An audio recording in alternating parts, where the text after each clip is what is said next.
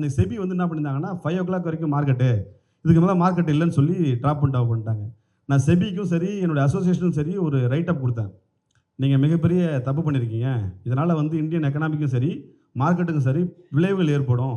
ஏன் அப்படின்னா நீங்கள் 5 மணிக்கு க்ளோஸ் பண்ணிட்டீங்க. க்ரூட் ஆயில் மார்க்கெட்டோ, கோல்டு மார்க்கெட்டோ, சில்வர் மார்க்கெட்டோ நைமெக்ஸை பேஸ் பண்ணி தான் க்ளோசிங் ப்ரைஸ் வருது.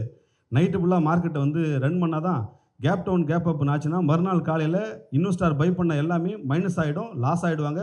இதனால் பின்விளைவுகள் மிக பயங்கரமாக இருக்கும். இதை ஸ்டாப் பண்ணுங்கன்னு சொன்னேன். இந்தியாவில் இருக்கிற மிகப்பெரிய புரோக்கர் எல்லாமே ஃபைட் பண்ண ஆரம்பிச்சிட்டாங்க. நீங்கள் ஒன்றும் தெரியாமல் பேசிகிட்டு இருக்கீங்க, போகிறீங்க வரீங்க, நீங்கள் இதை மாதிரிலாம் பேசக்கூடாது, இதை மாதிரிலாம் வந்து அவசர கொடுக்க மாதிரி பேசக்கூடாது, உங்களுக்கு எதுவோ அதோ லிமிட்டாக நின்றுக்கணுன்ட்டாங்க. அப்புறம் கொஞ்ச நாள் ஆச்சு. அப்புறம் மிஸ்டர் நிதின் காமத் நான் சொன்னது கரெக்டுன்னு சொல்லி மெசேஜ் போட்டு ஸ்டாப் பண்ணி விட்டார். அது நியூஸாகவே வந்திருக்கும். ஸோ அப்புறம் பார்த்தீங்க அப்படின்னாக்கா இதை வந்து நான் ப்ரிடிக்ட் பண்ணி சொன்ன அடுத்த கொஞ்ச நாள்லே ஒரு ஒரு 15 நாள் இருக்கும். க்ரூட் ஆயில் வந்து -$40 போயிடுச்சு. நீங்கள் பார்த்துருப்பீங்க. -$40. ஏன்னா ஒரு பொருளை வாங்கணும் அப்படின்னா அதுக்குன்னு ஒரு வேல்யூ இருக்குது. அது மைனஸில் இப்போ நீங்கள் $100 வாங்கினீங்கன்னா நீங்கள் அது 0 வேணால் பரவாயில்ல, 0க்கு தாண்டி $40 நீங்கள் எக்ஸ்ட்ரா கொடுக்கணும்னு சொல்லிட்டாங்க கவர்மெண்ட். இதனால் என்ன ஆச்சுன்னா வாங்கின எல்லாருடைய பணமும் நேக்குடு டெபிட் ஆகிடுச்சு. இந்த பணம்லாம் யார் கொடுக்கணும்? மெம்பர்.